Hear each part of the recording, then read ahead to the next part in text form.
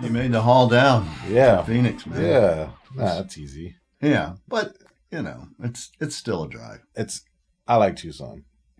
Tucson has always been one of these places where I could see if I had to leave the valley, I would come here. Really? Yeah. And why is that? It's home. Yeah, it feels the same, right? It feels the same. Yeah. I mean, even ancestrally and culturally. It is for sure. More, I think. Even more so in a lot of ways. Yeah. Yeah. So it's beautiful. God, we'd love getting your murals here, man. Somebody asked me about that recently, and I don't know why I don't have one down here. We need to make that happen. We need to make that happen. It's so funny. There's a building right next to my museum here. It's just this open thing. And I was thinking, God, I wonder if I can talk in the shopping center to do a mural right there. It would be so awesome. Yeah. It's this huge wall right across from the museum. And I was thinking, God, that'd be cool. Yeah. It would be really cool. Yeah. They probably won't do it, but who knows? I think I will reach out to them just to see, if they might do it. And then Is this technically still City of Tucson right here? This is not City of Tucson. Okay. Yeah, this is Pima County. Oh, okay. So that probably makes it easier. Maybe. I think. I feel like City of Tucson, though, is very supportive, I guess. Yeah. Well, they are supportive. And have been for decades, where Phoenix is not. Yeah. We can talk about that. Yeah, no. It's very, that's really, could be true. I just think anytime you take one less organization out of the handling, so I don't have to, it's just Pima County. And Pima County, I don't think they would care. The only person that would care here is the actual building owners. So maybe if they realize it would really increase the value of their property. Sure. So it would increase a lot of things, not just the value, obviously. Or that wall behind our thing, but no one, I don't know. Well, with murals, there's a definite selling point, and also with intention, all the different things that can be pitched in a proposal of why, and the increase of value of property, et cetera, et cetera. Absolutely. So many things. Depending on the imagery, how iconic is it, how does it relate to the area? Right, and you're autumn, so you go.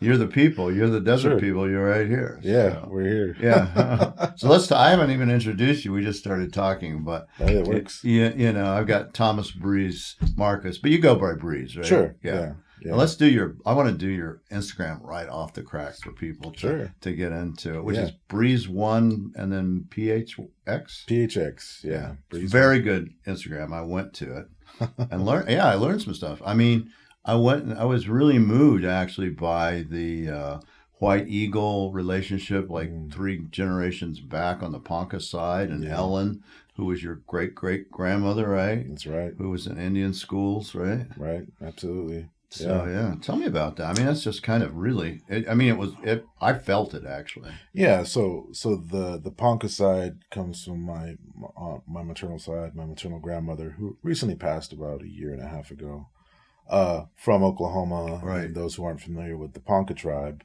originally from the Nebraska area, border of South Dakota. Yeah. And with time, were removed, like a lot of tribes were, and relocated in northern Oklahoma.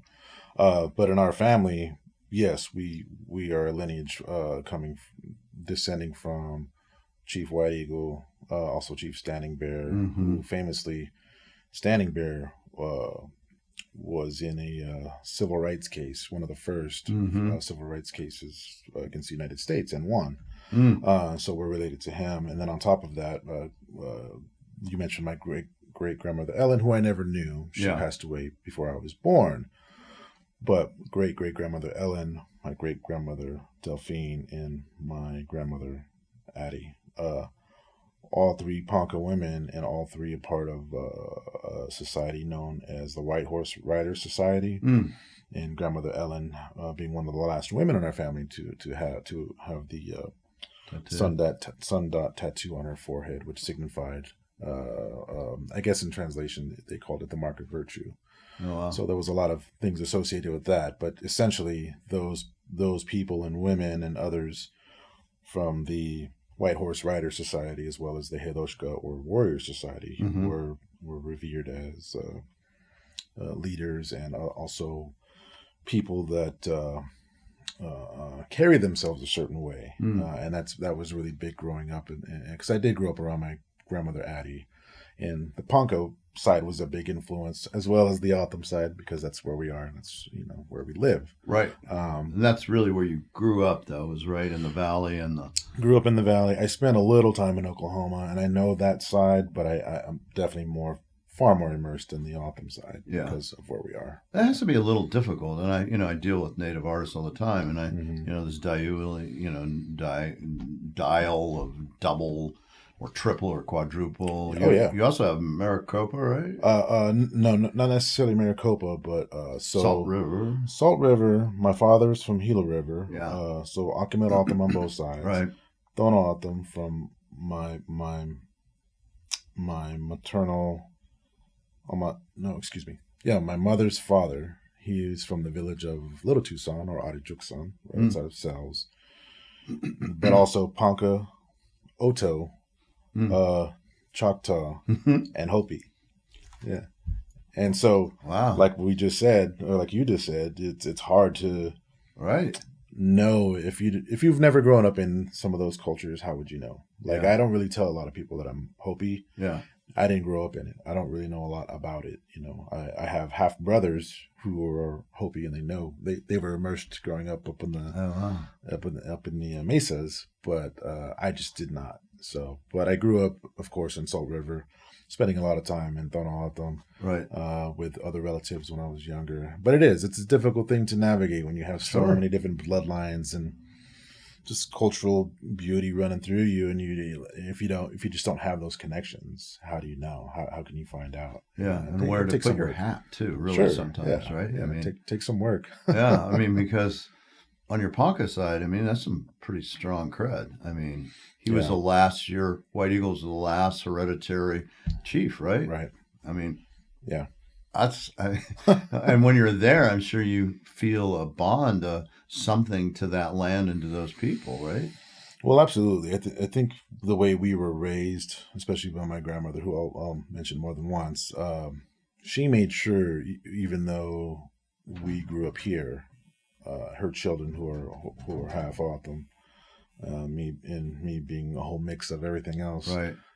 She made sure she instilled that within us, and knowing where we came from, who we were, but also going home once or twice a year, partaking in Ponca powwow. But beyond the powwow, the way powwows go in Oklahoma, especially for the Poncas, having these other days during the weekend, the powwow weekend, where it's not really, it's open to the public, but it's not like these commercial powwows that you have now. Right. They're very old school, I guess. Yeah, probably so. There's in growing up, we were taught to sit and to listen and to respect the songs and the dances, and that still is a part of me. So when I go home, I feel that connection, I feel that pride, I feel that power of the drum and the songs and everything that's carried on, and just the survival, the survival, but also now, like we say, talking about Otham, right? Dono Otham, Akamit Otham, not just surviving, but really thriving too. Right. We've made do with what we've had. We've made do with what I can't even talk. With what we have needed to do, and we've gotten to this point. But that also really drives, for me, the work that I create, making artwork, pushing the boundaries, doing these large scale public murals, going bigger, trying to go harder than the last one, because it's some big shoes to fill, and they're never going to get filled. The way I feel about what you just named about the Panka Heritage on my Ponca side, and I also always think about the Otham and the Huogam or Hokum side. What a powerful people! Yeah. What a powerful histories to come from. Super survivors. So I'll never again fill those shoes, but I'll try my best. In doing my best every day. Yeah. In creating these monumental works. Hopefully that lasts. Yeah. And it goes all the way back to Hokum. Yeah. I mean, your roots are 2,000 years old, Yeah, or whatever. yeah, or however far. We don't know, how right? how far do you want to peel back those layers? Yeah. Domesticating, tepary beans 4,000 years ago. Yeah. It just goes further and further. Irrigation fields. Yeah. And the beauty of the art, the Hokum art is just gorgeous. The shapes, the colors, the designs, Yeah, the jewelry, the mosaic turquoise, Yeah. the middle Gila red on buff, all Yeah. that stuff is just so incredible. Yeah. And I even feel that, just in the area, you go hike in Sabino Canyon. Oh, yeah. And, I found a mono the other day off the side of the trail that no one would ever see, and the rock was just still over to the side. No one would notice or know what it was. Yeah. Of course, we didn't touch it, Sure. but made homage to it and sat absolutely. there and thought, okay, that's where they're grinding corn, beans, whatever, mesquite beans. Water's over here, and they were enjoying the beauty of Sabino Canyon way long before we were talking about what's going on with the grannies and everything else. Oh, yeah. At that same time. So that's a deep well for you to be able to draw from for your art, I have no doubt, right? Well, as we were mentioning, I think at the start of this, Phoenix has such a long-standing, deep history, but so does this area too of Tucson, of where we're at, going back millennia. Your version of a mountain down here, or even the name Tucson, right? How many people know where the word Tucson comes from? It's Chukchon, which is an O'odham word, which means the Black Foothills. Even the word Arizona was a mispronunciation of an O'odham word. Arishonak, which is the little spring, which was a real place somewhere southwest of Nogales. So that we're everywhere. We're pretty ripe for a breeze mural here. I think so. We need to investigate that some more. Yeah, do some research. Do a big snake. We like snakes, right? I love rattlesnakes. I'm just like, and that's my Roy Talahaftawa one. That's awesome. Yeah, Roy gave me. So here's the funny thing: we were discussing the different perspectives or taboos, if you will, from different tribes. Right. So what I grew up with on the Ponca side, always snakes are bad. Snakes are bad. That taboo that comes along with certain things. So like certain tribes have taboos about coyotes. We won't name those tribes, but people can figure that out. On the O'odham side, rattlesnakes are not necessarily a bad thing. Right. The rattlesnake, for us here, it's revered as the keeper of our stories and the protector of the way of life. So it's important. A very special being. And you also don't mess with it, obviously. You need to give it its respect and its space. Right. So hearing those two different things from two different worlds as a child, snakes are bad. Snakes are not bad. Right. I had a grandfather who was from the village of San Simon out in Dono O'odham when I was younger. I had to ask him these questions. I'm like, well, what do you think? And he says, well, it comes down to how you walk and how you intend to be in a space, how you treat and how you have a living relationship with land, because that's how we've always done it forever. So if you can respect that and not be afraid of it, then it's okay. But if you are, that's okay too. But then maybe that's not for you. Yeah. That was a nice way of him telling me to just try to find that peace and decision within myself of what it means, those symbols and everything else. Because going back to the Hokum, I believe, if I remember this right, the snake, rattlesnake, is one of the most repeated images in all pottery that they've made. Yeah, and their palettes, the ones that they did for painting and things, are often rattlesnakes. Yeah, the little square, I think it's mica schist palettes. Rattlesnakes everywhere. Yeah. So that's part of that, the many hats, the many of walking in. A lot of native folks will say walking in two worlds, right? We hear this a lot. I like to think of we're walking in multiple worlds sometimes. You definitely are. Because you kind of have to, right? No, you definitely do. And there's a lot of things to be taken away from that, too, I think. Not just the native world, but in just, the world of, like, I love snakes, especially rattlesnakes. that if you are killing these animals, you're basically killing the land at the same time. Yeah, right. Right. That's where you're going to, they keep the rats down. The Hana virus, the chances of you dying from Hana virus are probably way higher, or plague, than they are actually a rattlesnake bite. True. Yeah. So, snakes are very important. And you did a skateboard park didn't you, that had a rattlesnake design? I did. It was about a year ago. So the city of Phoenix has this big skate park in the West Valley that we repaint every year for this big competition. And I had just gone on a big hike maybe a few days before. And I believe it was March of last year. So rattlesnakes are out and about. And I happened to come across one. And I hadn't seen one out. And I hike a lot. I'm out in the mountains quite a bit. I hadn't seen one in so long. I was excited to see it. I bet. Like I was like, I'm not going to touch it, but in my mind, you don't need to touch it. Just give it a nice spiritual hug. Right. Yeah, I get it. Because to me, I'm taking it as a good sign. Absolutely. So I'm like, okay, well, I see you. I guess I'll paint you. And painted them a few days later at the skate park. Yeah, that's exactly why. Yeah.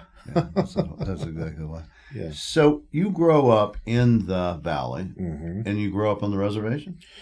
Yes. Okay. So I grew up in the Salt River, Yeah. Pima Maricopa community. Yeah.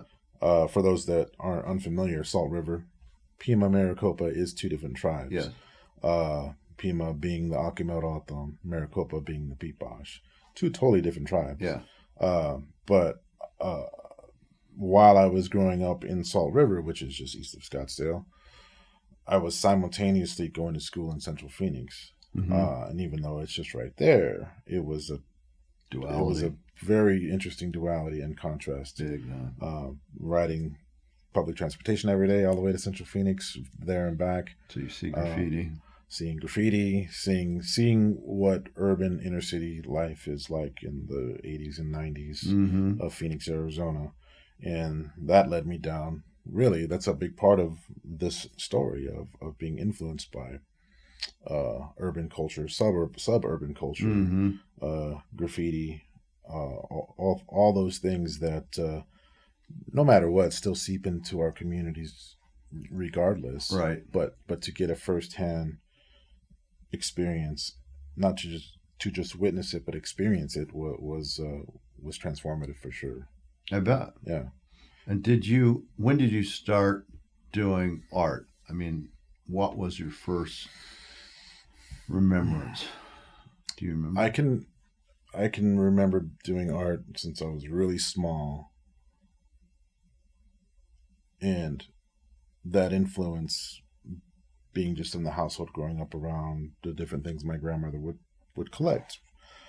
Baskets that were given to her, other pieces of pottery that she liked, paintings, right? Majority Native American art. Mm-hmm.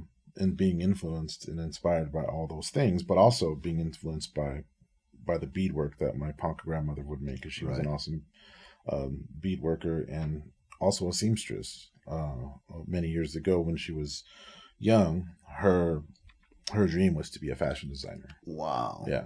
And she actually, before she got married and had kids, when she was real young, she lived in Boston for a short period of time, working for, I don't know the name of the person, but for a fashion designer then. And she was basically her assistant. And that's what she wanted to do. Life took a different turn and she ended up having a family. And this was the grandmother that was from Oklahoma, right? She met my grandfather at Chilocco Indian School in the 50s, I believe. They moved to Sales, Arizona, or Little Tucson. Had a family. My three uncles, my mom, and my aunt were born. They grew up there, and then eventually relocated to Phoenix. And that's how I came to be. So growing up around a household full of artwork and artists was really important for me, but it was the graffiti art that sort of broadened my world and perspective, because it wasn't these crafts that I'm used to, or these paintings that I'm used to. Bright colors, geometric designs. Everything. Yeah. Names, portraits, everything, right? It spoke loud in so many ways. Yeah. And I think it was also because of the way it was done. the majority of graffiti is done unsanctioned, illegally, Right. with a lot of risk, physical danger. Right. And at the time, as being a young teenager, 13, 14 years old, most teenagers have this sort of angst going on. Right. They have all these things happening and they don't understand what it is. And looking for their own culture sensibility as a teenager too. Absolutely. In a lot of ways, art is that. Oh, for It sure. It's a way to Bond, right? Yeah, it's a way to bond. It's a way to really, what I've come to accept is that it's very therapeutic. It saves lives for sure. Absolutely. It saves us mentally, physically, spiritually, all these things. The problem with the graffiti, though, is all those risks came with it, because now we're getting into something that is not the safe confines of working and drawing at home, doing little drawings at grandmother's house and being influenced by all these beautiful art pieces. Now we're kind of walking into the wild, the urban landscape of Phoenix and those subculture of graffiti, and the era too. That era of early 90s, mid 90s was kind of, looking back at it now, it was kind of wild. It was kind of lawless a little bit. And I say we as me and my friends that I grew up with, experienced a lot of not so great things. Running with the law, or just being in physical danger by being in the wrong place at the wrong time. Right. Or wrong areas at night in different places like that. Absolutely. Trouble can come easily. And it came. Yeah. I bet. That's a whole nother podcast. We could talk about different things that happened. The close calls for sure. But you find this sort of, like I said, it's like walking into the wild, and you know that you are attaching yourself to some sort of creative outlet, but you have this risk with it.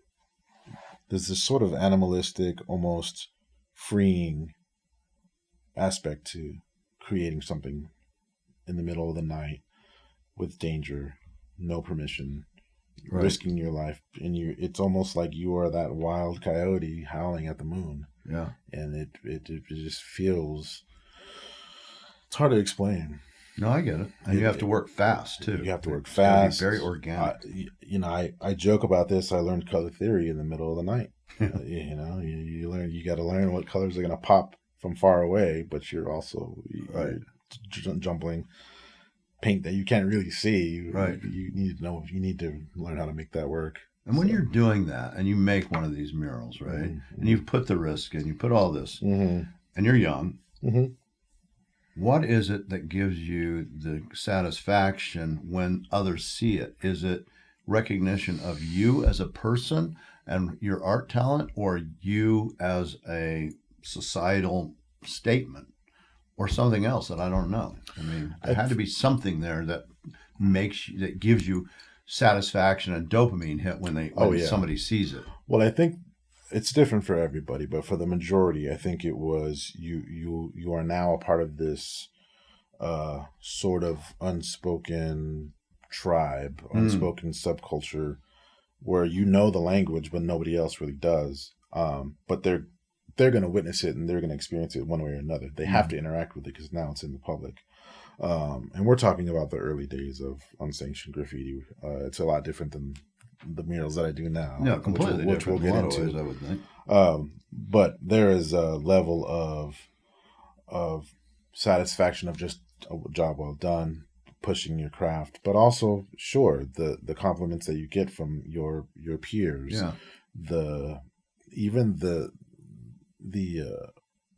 pushing each other further, the critiquing, which is to me some of the harshest critiques I ever got. I bet. You really are on each other, and you're wanting each other to succeed and be better. Right.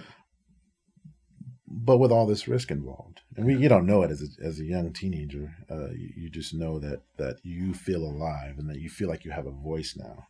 And I think that stems back to even the early days of graffiti writing and subway art in New York in the 70s. A lot of the situations, disenfranchised youth at the positions they were coming from, didn't have much but they had this human ingenuity to create, to make beautiful paintings, Right. to go and somehow find supplies to go paint in the middle of the night and create these mobile galleries on the subway system in New York City. So I can kind of understand that and relate to that, and reflecting back on it, it's when you are a young individual and you haven't found yourself yet, and you're going through these human changes as a young adolescent. Right. All these emotions are happening. You want to feel alive. You want to feel seen. You want to feel heard.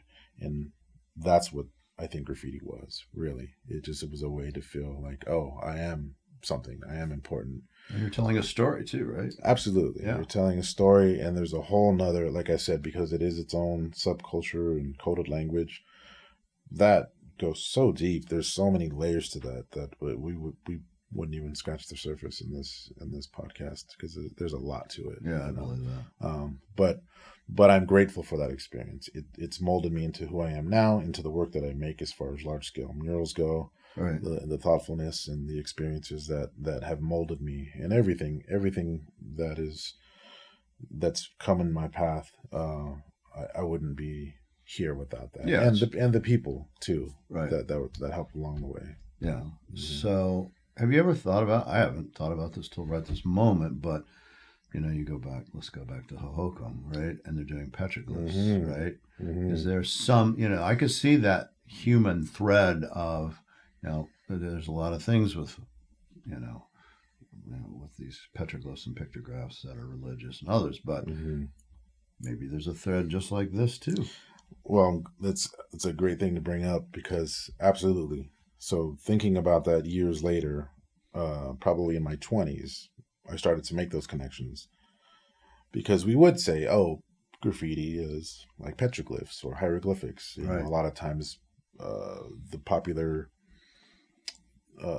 reference would be amongst the subculture of graffiti, oh, it's like modern day contemporary hieroglyphics. And to me, I'm like, well, we don't have hieroglyphics, but we have petroglyphs on rocks. They're amazing too. And I think of it that way, and I still think of it that way, even with the murals that I paint, because ancestrally, yes, we were creating public spaces. Mm-hmm. We were communicating in a way through these symbols, storytelling, in a public art setting, mm-hmm.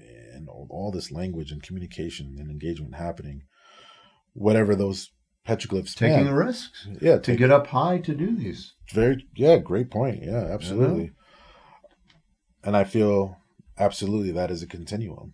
That for me, what I do, creating murals, even in my younger years of painting graffiti, it is connected to that. And I feel that. I feel when I'm painting a mural in downtown Phoenix, and hopefully soon somewhere in Tucson, that it is carrying on that legacy of the Hokum petroglyphs and potteries, and again, all those big shoes that are just so huge. Storytelling. Yeah, it's amazing. Yeah, I see that clear, which I wouldn't have unless I had you on here. I don't think. I mean, I have thought of it only in the terms of honestly religious and telling their history. But when you think about humans, and we're all just humans, we go through these things.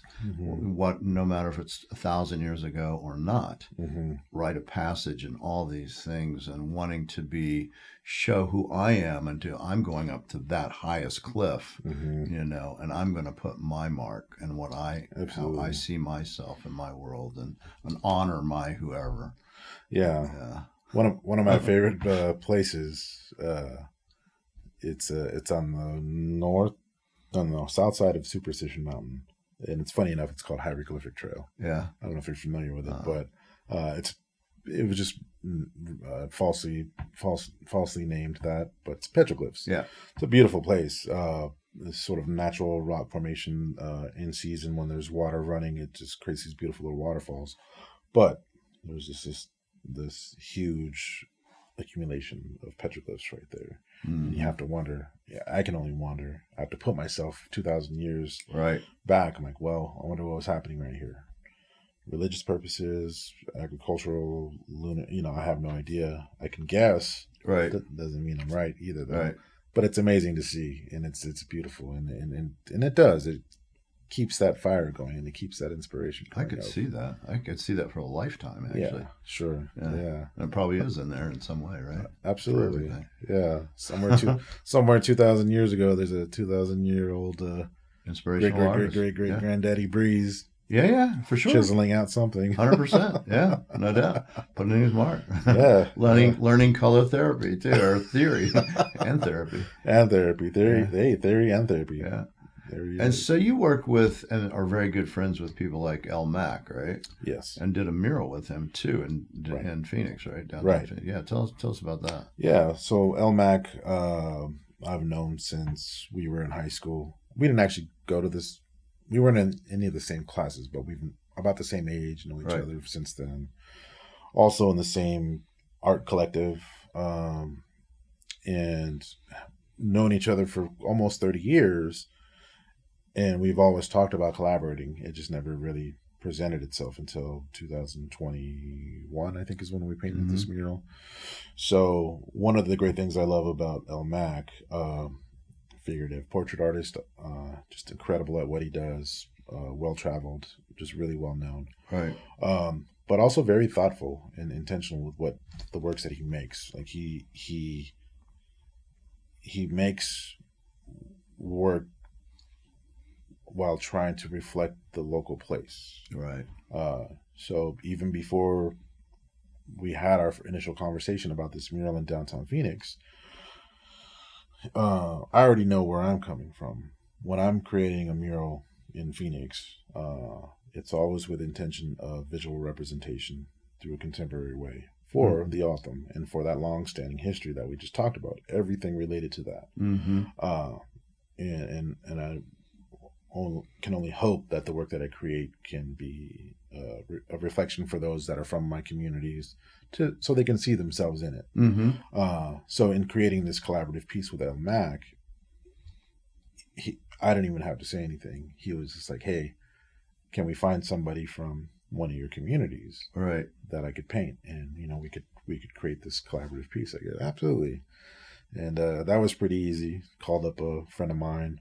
Now that I'm remembering it, one of the interesting things about that specific mural, the property owner wanted, the only input they had was they wanted it to be youthful, or some sort of representation of youth. Yeah. So the young woman that we chose to end up painting as a friend of mine's daughter, she was a teenager at the time from the Salt River community.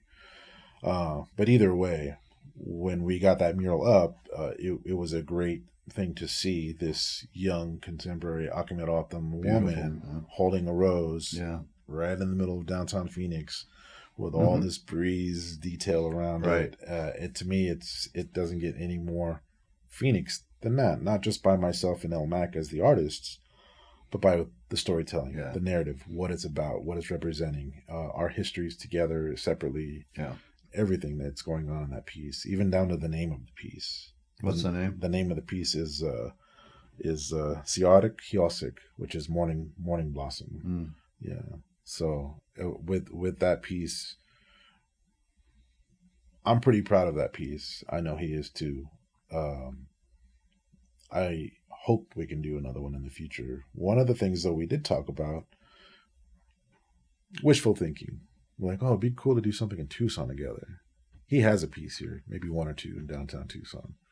But we've talked about, maybe we could somewhere down the road do a collaborative piece. Yeah. Somewhere in Tucson. Yeah, that'd be good. Which, I would love to do. I mean, I would love to do one on my own too, but I love working with Mack too. He's great. Yeah. We'll put Pat on it. You met Pat. He does these podcasts, and he was the one who said, you should do one on that mural on the wall there. Like, yeah, you should, yeah. Maybe we'll put him in charge of trying to round something. That'd be amazing. Yeah, that'd be great. Yeah. And and have any of the tribe casinos, have they gotten involved and said, hey, you guys we want to support these kind of events, these kind of things? Because they're very good with the arts. They give lots of money to things. We're looking into that now. Yeah. So outside of my own individual studio practice and mural practice, I'm also part of an art collective that is all majority Hokum artists. The name of our collective is called Hookio Hekiu. In our language, it means the ancestral past. Mm.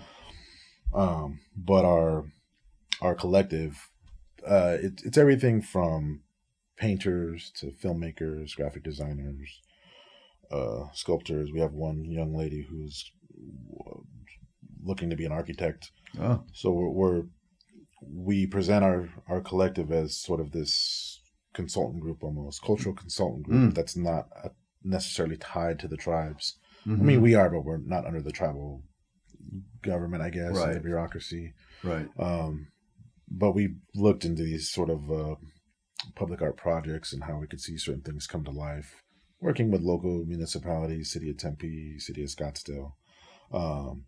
But yes, one of the pots and paths to look into is the casinos, like you said. For sure. The Donatham, the Desert Soul, I Yeah. believe. Gila River, Yep. Salt River. Yep. We were in the early stages of that, but yeah, that's a good Seems like avenue. it's a perfect fit for everybody Yeah, for and sure. the community. Absolutely. You know? Yeah. We'll see how that goes. I would take that. I mean, you know what you're doing. I mean, you've been doing this now, I guess, 35 years or so? About 30 years painting large scale, and maybe 20 years as a profession. Yeah, as a profession. Mm-hmm. So when you made that switch from graffiti artist Mm-hmm.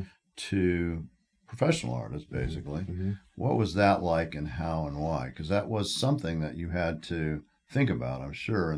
And I'm guessing even when you're going from graffiti to now selling art or doing commissioned murals, I don't know, I might be wrong, but I would think there might be part of your community goes, sell out. Sure, that happens. But what I knew early on, even when I was still painting graffiti as a teenager, I knew this is what I was going to do. Yeah, I knew I was going to make art for a living. Okay. Whatever that looked like. Yeah. I was not going to give up spray painting walls, making canvases, drawing. I saw nothing else. Yeah. Well, I take that back. You know what? So I'm going to rewind real quick. When I was young, my grandmother's husband, who was my step grandfather, he was from Pine Ridge. He was a World War II vet. He was in the Navy, and he passed away when I was 14. But growing up, he was my rock. He was my Superman. He was my grandpa. You know, he wasn't my biological grandpa, and I knew that he was a vet, and he was just that old school. A man's man, could fix anything. I feel like he could just lift the world. Mm-hmm. When I was young, I wanted to be just like him. So before the age of 14, when he passed away, I just saw myself joining the military and being a career military person. And this is my young mind. I get thinking, it. You saw somebody successful that was happy. Yeah. And he had gone partially that route. Yeah. Well, I grew up in a family of military people. My father, my uncle, one of my great grandmothers, another grandfather. So early on, I thought, well, and my family used to say this too. Oh, we thought for sure as soon as you turned 18, that was going to be it. You were going to be whatever you were going to do. And then when he passed away at 14, which was around the time I started finding graffiti, man, I just totally lost interest in that whole path. And I had that angst and just emotionally unstable as a youth. But I found the path of art. Yeah, and grief is a thing, right? That's something to really, I think it's important to address. I think it's important to work through, and not everybody is capable of doing that because they don't know how. Yeah. But that art therapy, like we said, is important, and that's what I understood early on. So back to your question of that transition, and I knew that was going to be my path. But after about 10 years, so I'm probably 24, 25 now, I knew I couldn't keep painting graffiti 5 nights a week, working a day job. I'm like, well, what am I going to do? And I remember painting live at a little event with somebody, and we sold a piece together that we did a collaboration with. And it was probably $200. Yeah. But that's a lot. It was a lot when I was 25, and I Yeah. thought, oh, I could make a living doing this. Yeah, that's right. Okay, all right. But very positive reinforcement. We'll give it a try. So it wasn't easy, as it's not for most artists. No, all artists. The first, I would say, so I'm 20 years in now, literally 20 years in this month. The first 5-6 years, pretty rough. I bet. Pretty rough. But it took understanding that there was more to achieve and more to learn, and finding humility, and also learning from individuals. Yeah, right. And seeing great examples and meeting beautiful, amazing, great people that were willing to share. Yeah. You know, one of those, a handful of those people were in downtown Phoenix. You know, one of them, a good friend of mine, and yours, Ken Richardson, who introduced me to our dear friend Ed Mell around 2009, 2010. And to see that example of I hate to say even success, but just possibilities of what could be, right, what could become the right journey. You know, it was inspiring. And just to sit with people like Ken, and especially Ed, and to just hear wisdom. I to this day, I even when he was still with us, I would joke with him, with Ed, and I would say, Ed, you're like a Obi-Wan Kenobi for us artists. You're this all wise, all knowing. Yeah. I bet he laughed. I could just hear him laughing at that. Well, as you know, he was just so generous with his time and his wisdom and his thought process, just everything. Yeah. And you knew him for what, 30 years? 30 years? Yeah. Man, it's amazing. Yeah. But people like that along the journey, I'm so grateful for. Yeah. That people like that can make a difference, a big difference. And I can see that he showed you the path without preaching, without doing anything. Part of it is you show up every time he's at his easel working, and you go every single time. You're like, okay, this is part of what I need to do. Oh yeah, There's times where I'll sit at the easel, and it's those moments of like, oh, I don't feel like working. I'm like, well, okay, gotta do it. Gotta push through it. Yeah. Well, you know, just as well as anybody, that discipline is important. Yep. That studio practice is extremely important. You need to put in the time. You need to put in the hours. Have to. If you don't, it's going to suffer. So you need to put in as somebody who's kind of gone on that bumpy road too, even maybe a decade ago. Yeah. Knowing that I had something I was working with, but I couldn't quite find the focus. It would come and go. I was too distracted. I was doing other things, and eventually I said, "Okay, I gotta dig in and really find that and get back on that path." Yeah, because that does happen to artists. Yeah. Well, even this, you had to make the time away from your studio to come and talk to me. Absolutely. Because you know it's important to share the story that is part of the journey. Absolutely. You know, you're following in Ed's steps too. He was on the podcast and many, many others. Yeah. But it's, again, taking the time to do it. You know, and as an artist, you're a professional. Absolutely. I watched you at that Scottsdale art show. Oh, yeah. Yeah. Well, I was like, I was impressed. With that was fun. What you had to say at the talk, which we're going to put on. We've recorded that. That's going on the Art Dealer Diaries fairly soon. Right and on. Just that mural. Right. Yeah. You know? Yeah. Oh, that was a lot of fun. Yeah. What happened to that mural too? Where that? Oh, it's hiding out in the studio. I was like, oh man, I wonder if that thing's for sale. You know, I was literally like, I wonder if I can get that. Yeah. No, I mean that fair was a lot of fun. I was exhausted by Sunday night though. I don't know how you were, but tremendously. You know, you were all over the place too, just like I was, but we did the talks, and you were there graciously. Thank you for recording that. But bouncing around on that mural, floating around, talking to individuals like yourself and other people, new friends, old friends. Yeah, it was just a great time. Yeah. And for you too, you have to create. Yeah, and you have to do it by. Well, I mean, you may use people watching you create, but you're still having to create, and people want to talk to you.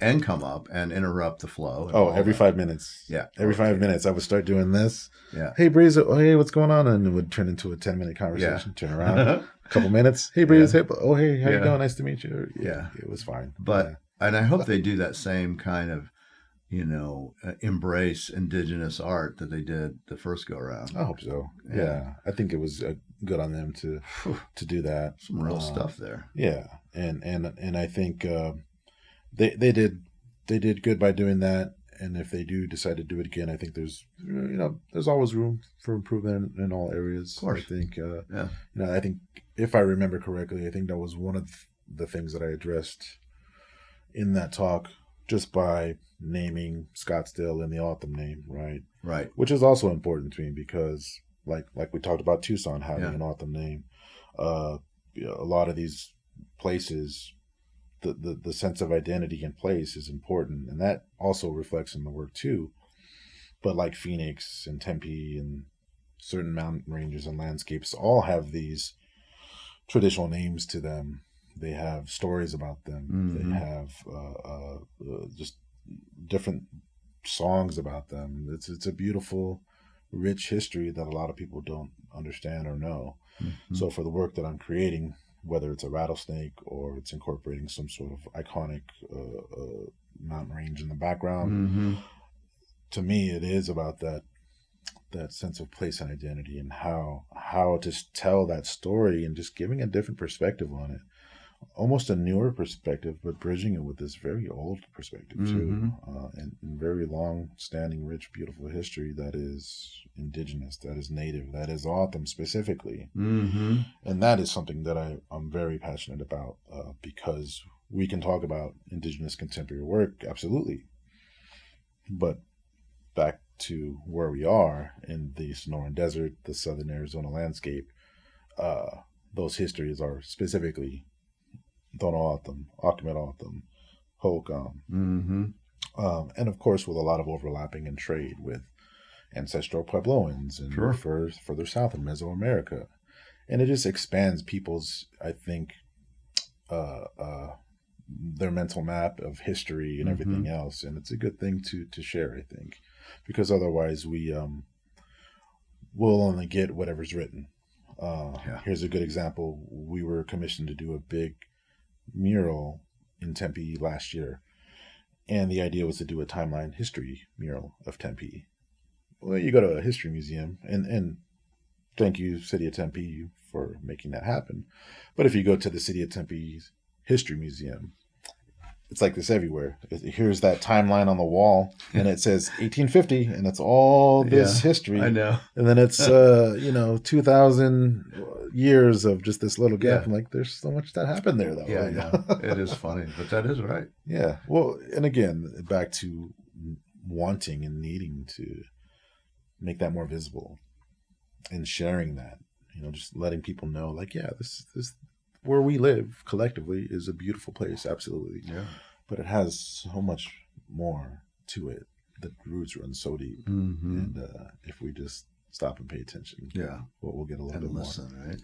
Absolutely. Yeah. Listen, like your great grandmother was saying. Absolutely. Yeah. And well, you know that better than anybody. Like you were just sharing your little hike through Sabino and seeing a specific something. So you're well aware of your. I'm aware. I try to be in the moment and present. Absolutely. And listen. Yeah, because that's how you connect with people, mm-hmm.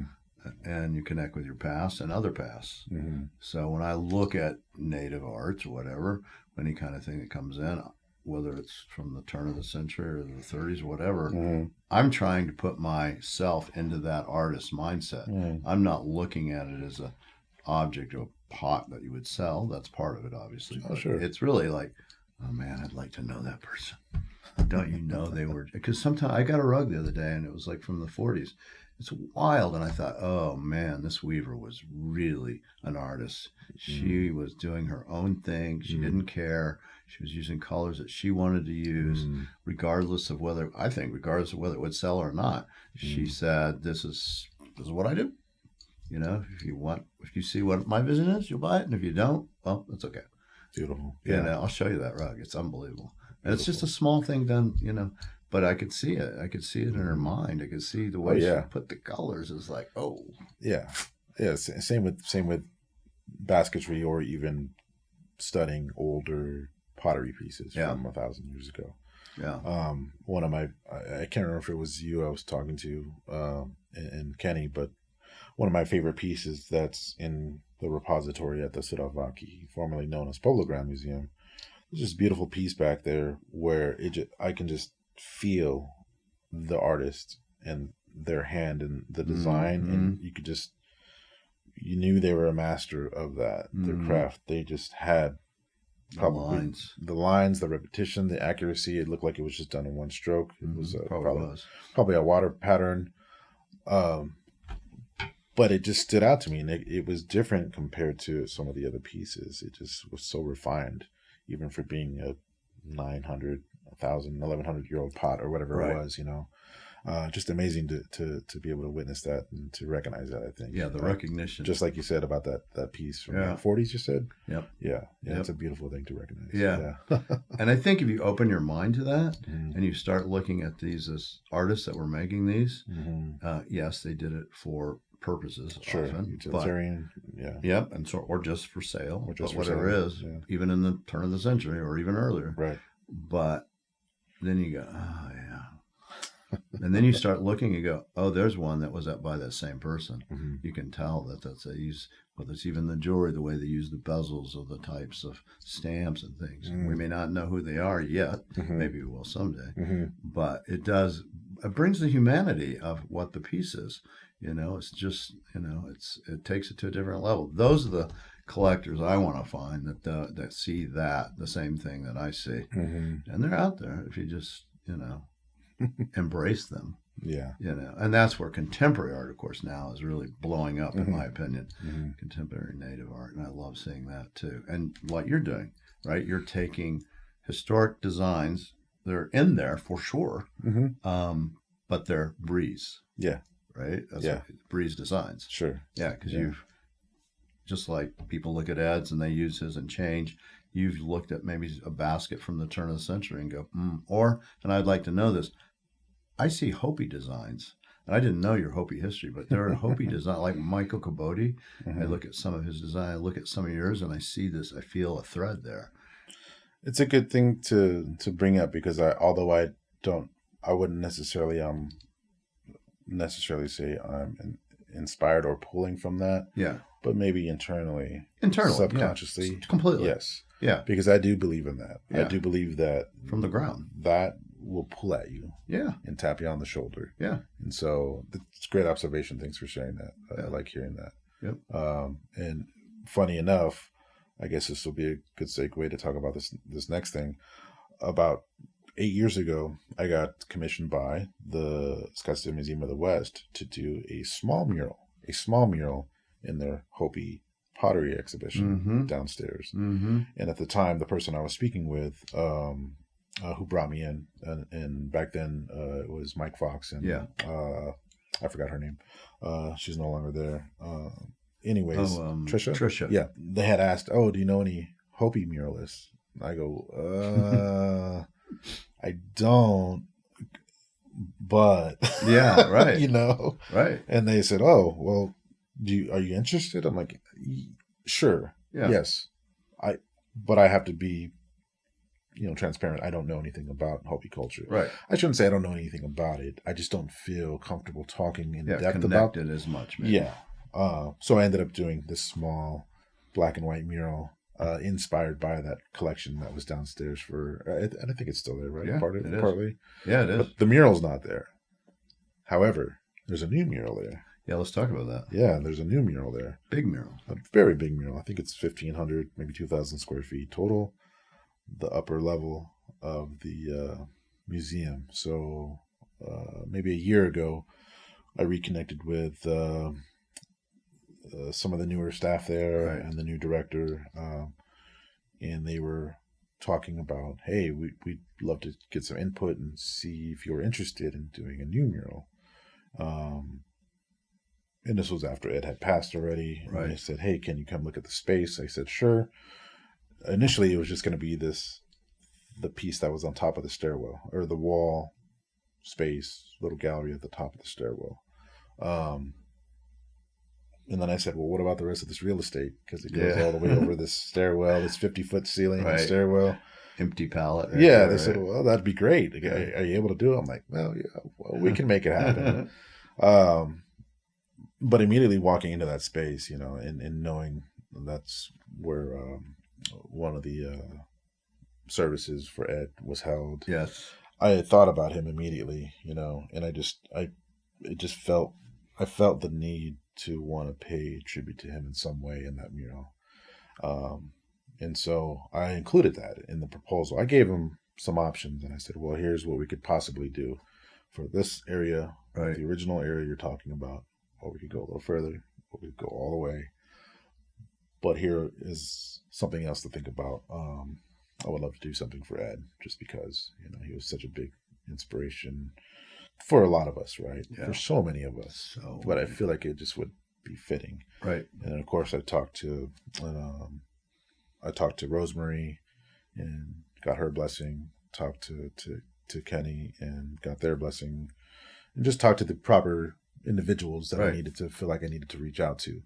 And everybody was on board. The museum was on board, and we made that mural come to life. I think we first got paint on the wall middle of December, and it was done by middle of January of this year. Wow. So it was about, give or take 30 days. Yeah. Every day like a job, 9 to 5 going in there. Big Yeah. But it's also, interestingly enough, it's the first mural I've done fully in brush in 10 years. Because most of my murals, outdoor and indoors, are done mixed media, like acrylic, brush, rolling on, as well as spray paint. Right. A lot of the detail, the breeze line work detail, usually is done in spray paint. But this mural was all brush. But I'm grateful that it happened, and grateful to the Scottsdale Museum of the West, the team there, Rosemary, Kenny, everybody else involved, and also just the ability to tell a story too. Because the bigger story, although there's a piece of Ed in there, the procession, the bigger story happening in the mural it's a reflection of a coyote story from the Hokum. And again, talking about things that are taboo for certain tribes. Right. For us, the coyote is one of our special beings. Yeah. It's one of the beings that were there in our stories to help create the world. And the coyote he's trickster, mischievous, but also wise, and a survivor too. So many things that we smart give reverence to. So to us, the coyote is not the same as some of our neighboring tribes up north. Right. We love our coyotes. So in that piece, it does reference a story of how the coyote came to be, which is, I guess in short, because we are out of a story season protocol, which I try to follow out of respect. The short version is the sun and the moon chase each other across the sky and the horizon until the sun catches up with the moon, impregnates the moon, and then the coyote's born. So it was a great piece. It was fun. It was good to just get it moving, and what an honor to be able to do a tribute to Ed. Yeah, you would think that's so cool. Especially I think that sculpture too. Yeah, he really would, because he got permission too when he did that from the Hopi. Right. So he knows it's okay to do this. And, it would just I love that sculpture. It sits on my kitchen where I look at it every day. Yeah. Number one. I got the first edition. Really? Yeah. Oh, cool. Oh, yeah. I pushed him. I was like, we got to do this one. That's big. I want to see it big. I said, I'm buying one. You've sold that one. Oh, that's I'll cool. sell more. That's cool. Yeah. Okay, I'll do it. Yeah. Sometimes you had to push Ed a little bit to get him to, he's had no problem putting out art on the easel, but sometimes a big project would come. Like we wanted to do a book, and for years we talked about it, and we were finally getting to the place where we know who was going to write it and everything, and then he got sick, and I was like, okay, but that book will come out at some point. Cool. Yeah, for sure. He would definitely want that. So it will happen. Yeah. There was a point in time where I was working on his portion, and it's interesting to to try and do that. I've never really done that, like I guess mimic or just do a tribute and try to paint in the way of, but still doing it in my own way. Yeah, right. So I couldn't help but, while I'm there working on that specific part, feel like like he's right there. He was, and just I think. If I think about it, he was probably quiet and probably had a smile, just observing. Oh yeah, that's kind of how I feel about it. Yeah, yeah, for sure. He'd have a smile on his face, showing that little gap in his teeth. Yeah, I know exactly what he wanted to do. Yeah, the gap. Yeah, I always want to get the gap from Ed. Yeah. But no, I'm grateful for that piece. So yeah, and you just finished that in January. Just finished that in January. Yeah, so that's open. That's permanent exhibit, right? Permanent exhibit, permanent installation. So good. Scottsdale Museum of the West. Upstairs. That's a big move for them. That's good. No, I was really appreciative of them wanting and also willing to go beyond what they initially proposed to me. Yes. But also willing to incorporate those stories. Yeah. Those narratives through my, not just my lens of my work, but what that means for the area and everything we just talked about, sense of place and identity, and how important that is. It is, especially for a place like Scottsdale, Phoenix, Tempe, Tucson. Very important. Right there was communities of natives for sure. Where that museum was, 100%. Oh, for sure. Yeah. Sometime in the past. Yeah, there's just no absolutely. Doubt. So absolutely, and since it's Western Spirits, it's supposed to be, and they have been very good, I think, about incorporating native arts. Especially they're building one for contemporary native jewelry, which is really that they're making a space just dedicated to that, which I think is going to be monumental for them personally. Absolutely. No, good on them. Yeah. Good on them. More of that. Yeah. And so let's talk about your promotion for you, the things that are going on currently, and maybe we can even talk about your representation, because Blue Rain represents you, right? Mm-hmm. So, and that's one of the ways, if people want to find your artwork, they can go there, right? Absolutely. So I've been with Blue Rain now since 2013, I believe. Yeah. And I also have my own, like I said, studio practice downtown Phoenix. Yep. I recently named my studios for the purpose of being at the Scottsdale Fair. So what's the name of the studio? Earthmaker Studios. Oh yeah, that's right. Earthmaker Studios. Yeah. So try to, like we said, be dedicated to that when I need to be. If I'm not out in the field doing a mural installation, I'm usually at the studio working. Or out doing things like this that are important, equally as important. Yeah, you're professional. But coming down the line, sure, the market's coming up in August. Indian Market in Santa Fe. A couple other things. And when you compete in that, right? When you show an Indian Market, sure. Right? Yeah. And what is the category that you are put into in that? Contemporary painting? Well, so I'm not necessarily in the market itself. I just show with Blue Rain during the market. Yeah. So I'm not necessarily putting stuff into like best of show or things like that. Yeah, because I was thinking I haven't seen your work there. No, and I've actually never done the herd market either. Yeah. But I have been a judge for the best of show. Oh, I'm sure. Last year and the year before, actually, which was a fun experience. It would be fun for you to put it in there, though. Yeah, maybe someday we'll get to that. Yeah, no, it'd be interesting to. There's a part of me that says you should, and it is to show other artists that what's possible. Yeah, it's not the winning of anything or all that. It's literally mentoring, in a weird way. Yeah. Maybe this is a question for both of us. Here's one for you. Well, as somebody who's in your position for 30 plus years, right? How long you've done it? Mm-hmm. And all the different categories of art, jewelry, pottery, sculpture, basketry. Mm-hmm.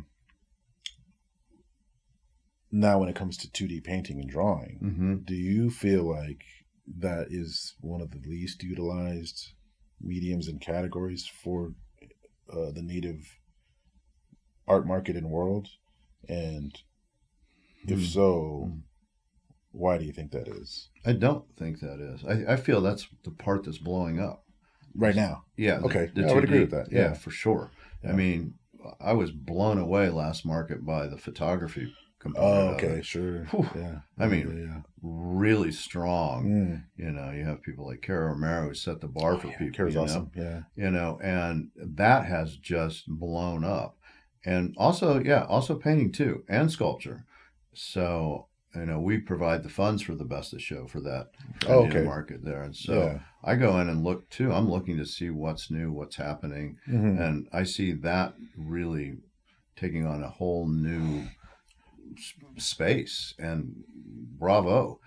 And I think it's going to continue to be that way because finally the East and West Coast powers to be are starting to go, oh, we need native indigenous art in our museums, and why haven't we been collecting this? And they're starting to finally, you know, come around and in a big way. And that helps everything. It also helps traditional arts, I think. Yeah. You know, because you're starting to see Navajo textiles that are being shown in galleries on, you know, in New York City and things like that, and Metropolitan Museum of Art. You know, the Modern has a show right now with Navajo textiles in it, and so I think it works on all components. It brings all the ships up, you know, and I think it's on the backs right now of really 2D and photography, those kind of arts. That's what I think. It's a good observation. It's a good point. I asked that because I think when I first, the first year I was a judge for the Herd Market, which was 3 years ago. I forget when that was. Not that long ago. Mm-hmm. And I guess the reason why I asked that is this is just from observation how small the 2D category is in comparison to the amount of potters and jewelers, carvers especially and jewelers that are you know, submitting, and it's great to see. It just it felt small at that point in time. Yeah, but but thank you for sharing that. And I would agree. I mean, even the Kent Monkman show that just opened up, Denver, Soul, like amazing. Yeah. Yeah, and he's getting placed in major museums. Yeah. And he's on my radar. I've met him, and I've gone to one of his shows, New Terrain in New York City. Yeah. You know, it's different take. It's a unique, you know, that's what's, you know, it's a very unique voice for sure. Yeah. No, it's good to hear either way. And it was just something that I had thought about. I mean, we have our greats, right, in 2D. I mean, even current ones. Tony Abeta, he's been around, but even before Tony, Shanto Begay, Shanto is incredible. You got some amazing pieces out of it, Shanto. Mateo Romero. Hey, Mateo Romero. Yeah, for sure. Yeah. And then even beyond, obviously, there's the greats that we have, like what you have behind you and shoulder. Everything else. Shoulder's not here. Well, Fritz is on the side there. Yeah. So. I mean, T.C. Cannon. Right? Cannon, I mean, he's one of the pinnacles. Yeah, absolutely. That's why I want to surround myself with him. Yeah. But at the same time, I surround myself with other things, too, that are, you know, Nampeo and a historic, you know, this guy here, Willard Stone. Most people may not even know who Willard Stone is. He's Cherokee. Yeah. One of the great carvers of all times. He's just amazing. Did some insane stuff.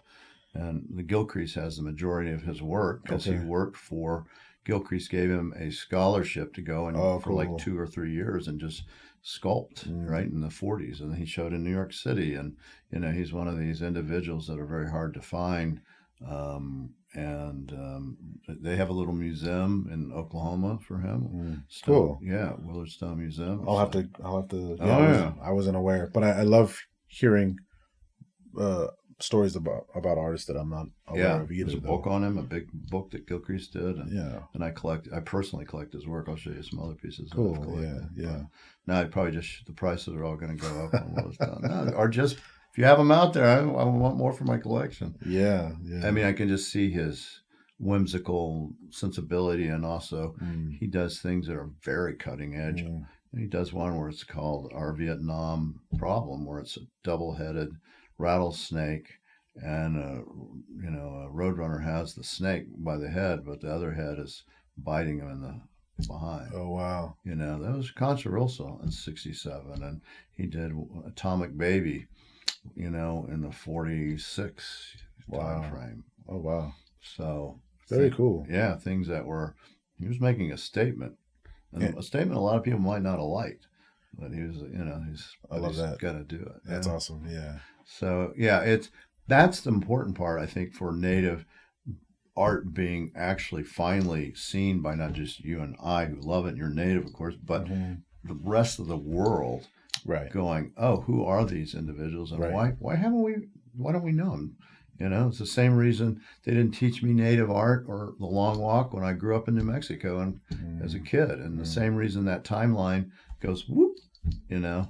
It's just. But I feel a change. I definitely feel a change. Cool. Yeah. So yeah, no, it felt well. I guess even going back to the Scottsdale fair, like that felt great. That good on that fair to have that inclusion. Yeah. Maybe I don't know if maybe those other fairs that are watching that happen elsewhere may pick up on it. Or like you just said, to some of these other places on opposite ends of the country that are sort of taking notice. Yeah, and that's where we really would want to see them too. Yeah, to have them do, like have a Tony Abeta go somewhere and curate a show. Yeah, absolutely. And he did. He did the one in New Terrains. He was one of the 3 people that curated it. Yeah, the show he did in Scottsdale, which we did a video on. I mean, that guy's brilliant. That was a great show.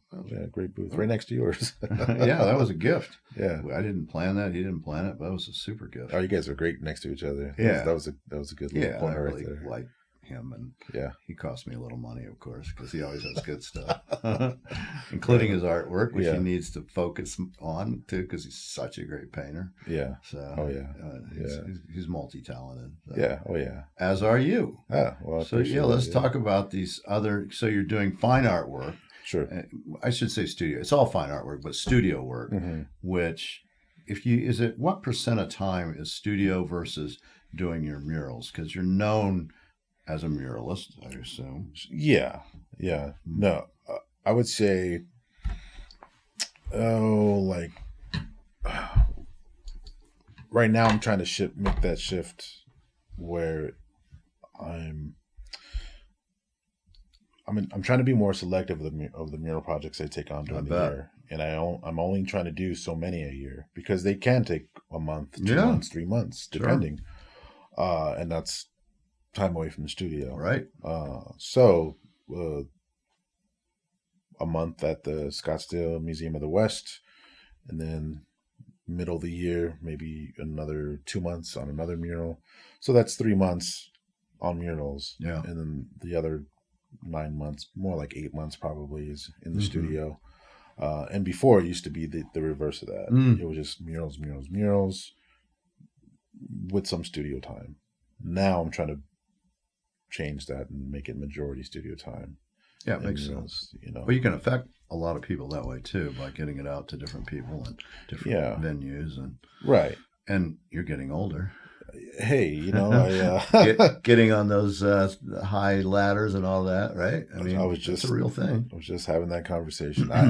So for the long run, longevity, I don't want to be climbing ladders in another 20 years. Yeah, I don't want to be on scaffoldings, etc. I would rather be sitting in the studio every day, pumping out work, making what I'd like to make, and being more involved on that side of things. And so, being conscious and aware of that, that's the shift that I'm making right now, and that's where I'm investing more in myself, the craft, the discipline, all those qualities that come with whatever success means, but just getting up early, putting the time in, having a productive day, like we said earlier. That's important, and that's where I'm at right now, and I feel good about it. Like the new works I've been producing in the last 6 months to 12 months, it's this next evolution, and it's fun. I feel it. Like I feel like even the piece that I was working on at the fair, right? It was fun. Like I felt rejuvenated by being able to work in such also a strange sort of middle ground piece, because it's bigger than I would normally paint in the studio, right? But a lot smaller than I would normally paint on a wall.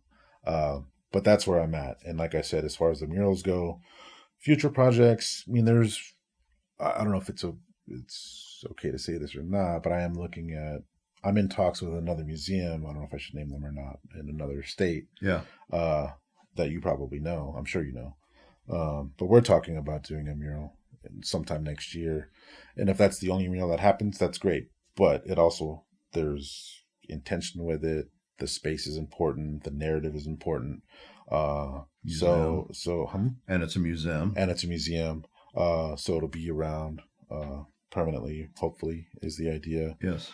So in saying that, I guess is what I'm getting at is, yeah, I understand there's a shelf life for my murals. So anybody that's listening, if you want a mural, it might be the time for now, because otherwise I'm not really looking to do that for very much longer. I get it. Yeah. I understand it. Yeah. Even just from a business standpoint. Yeah. That, I mean, putting out work out of your studio is more lucrative. It has to be than murals, no matter what you charge on the murals to some extent. And you're at that point in your career where you just said, and I get it, they got to be more important murals. They have to be something that really makes a difference to not only my community or a community or a museum, but to me too. Right. One of the interesting things about the mural world and the mural market is it's really good right now. Yeah. There's a lot of funding being pushed in those directions. Good. From all different. Yeah, that's great. All different avenues, which to me, I think builds oversaturation too, though. There's a lot of quantity, maybe not so much quality. Yeah. That happens, I think. At least what I've observed and experienced in the mural game for the last 30 years, 20 years professionally. But with the differences with a mural, and you know this, when you have a piece of art, tangible, something that you can hold, something that can be moved, it and can increase in value. That's a big difference versus a mural. That mural is there. It's permanent. It's not going anywhere. It's not going to, there's no resale down the road. There's no anything like that. If you're thinking about it in terms of that, those are the conversations you need to have with yourself if you're in my position. Sure. And I'm saying this because that is the position I'm in. Yeah. And I would hope that other younger native artists or not, muralists, whatever, you have to think about these things. Mm-hmm. Like, you have to think about your longevity in your career and what the future looks like and what that holds for you. Mm-hmm. And legacy to some extent too. Legacy, the importance of the work that you're putting out, the communication Mm-hmm. of it. So yeah, and that's the other thing too, because especially the exterior murals, as soon as it's done, it's already dying. It's vulnerable. Yeah, the sun's gonna, especially in Arizona. Especially in Arizona, there is no saving anything. Yeah, it's all going to get returned to the landscape. Yeah, back to Mother Earth. Yeah, versus something that stays. Yeah, and the dialogue can continue in a different way. Absolutely. Absolutely. You do a painting that can travel the world. Absolutely. Harder for a mural. Oh yeah, almost impossible in some. If you did it on canvas where you can move it, yes. Yeah. But you do it on the wall as a fresco kind of a thing? I've directly onto the walls. I've actually never done a fresco, but now that I'm getting into these new opportunities in where there are options too. Oh, okay, interior. Okay, it's not going to get UVs. It's not going to get this. Now I'm considering that long-term longevity of even the shelf life of the mural, the permanence versus the impermanence, incorporating new materials. What does that look like? And even though I just said, sure, I'm trying to slow down on that, but like this next potential mural that is in talks, if and when that does happen, I want to make sure that is around, like like a fresco, like a Diego Rivera mural, right? Or a Maynard Dixon, Maynard Dixon, or if it's not on the wall, just like you said, a massive, huge canvas. Yep. Which even a long time ago, they weren't even considered murals; they were just big paintings, right? I think I might have brought this up at the Scottsdale talk, but one of my favorite paintings is the raft of the Medusa, yes, Theater Jericho, and I forget, it's like 18 by 22 or something. It's Right. huge. That's quote unquote mural size for today's standards. It's a canvas oil painting. Right. It's beautiful. Yeah. Yeah. Yeah. Have you gone to the Legend of Earth and Mother Earth and Mother Sky in at the Biltmore, the Big Dixon? No. Oh yeah, you No, gotta no, go no. see this. Okay. So yeah, Dixon in 29. Well, in 28 is when he got the mural, and he did it in 29. And it's at the Biltmore, and it's a Hopi legend. Okay, I've heard it. It's like 6 by 18 feet. Mm. And then the Depression happened, October 24th of 29. He was supposed to do 2. He didn't get to do the other one. Oh, And then wow. his wife got the commission in 48 to do. So there's a matching set. Oh, wow. The Hero Twins. Oh, cool. So, but it's right in your backyard. Noted. I'm going to go see it. And as a muralist, Yeah. and he wouldn't have considered it as a mural, I don't think, even though it was 6 by 18, because it's on canvas, it's on a muslin. Mm. But yeah, it's beautiful. No, yeah. Yeah. Thanks for noted. I'm going to go find it. Yeah. Yeah, a lot of people don't know about it. But you can walk into the Biltmore Hotel. It's to the left. It's their dining hall where they still serve food sometimes. And if the doors are closed, open them. Walk on in. Okay. I gave a lecture with John Dixon one time. Oh, okay. His son under those murals. Oh, cool. Back in the day before we did video or social media. Oh, wow. I know. I don't think there's any pictures or anything other. It's all up here, huh? It's just in my brain. It's a cool story, though. Yeah. Yeah. No, thank you. I'm going to go see that. Yeah. Yeah. So you've got one big project on the burner. You're making lots of art, and they can find you in a couple different places, and then Instagram, of course. Studio practice, downtown Phoenix, Blue Rain, Santa Fe. Yep. Projects coming up, even a few years out that I'm probably not bringing up. Yeah. Filling up the calendar in advance. I bet you. Are you starting to feel that momentum? Yeah. I would think so. Yeah. It feels like it. I think after, well, you know how weird the pandemic kind of was. Yes. To me, it was kind of a nice blessing to reset. I was able to sort of clear some personal clutter. Yeah. Mentally, physically, and get right back on it. Get right back on that path. And I do feel the momentum, and it's great. And just looking towards the future and staying busy in the meantime. Yeah, I believe it. What would you tell young artists, maybe especially native artists, if they're thinking about going into this, profession, this journey of being an artist? Yeah, that's always a good thing to think about. For those younger artists, make sure first and foremost you love what you do, and you do what you love. And if you want to pursue this, you have to have that discipline. You have to have that work ethic. You have to learn what it is to be a professional. And that's not without trial and error. And it's okay if you do make mistakes, but that's how you learn. And you can apply all of those influential experiences from growing up into your own personal human experience and create this beautiful narrative that is unique to you. And I think that's what's important, because that's what I've gathered for me. It's pulling all of those histories, the Ponca, the Hokum, the Graffiti, because it makes me uniquely me in the work and what it's telling and how it's reflecting. And I think as artists, that's what it is. But for young artists, try to find that voice and try to make sure you are very self-aware and you just have that drive and you have that vision, but also really just do your best that you can every day. Yeah. That's something my grandmother used to tell us all the time. Just do your best every single day. And we've all heard this. If you take care of your work, it'll take care of you. Yep. So yeah, it's not an easy path, but it can be done. Yeah. Just got to have that determination and remember, never forget, remember the strong, powerful legacies that we do come from. Yeah. Because that's within all of us. Yeah. Yeah, for sure. Yeah. Yeah. And I think, Yeah, I'm just thinking about all my artists that are native I represent, and they all have that.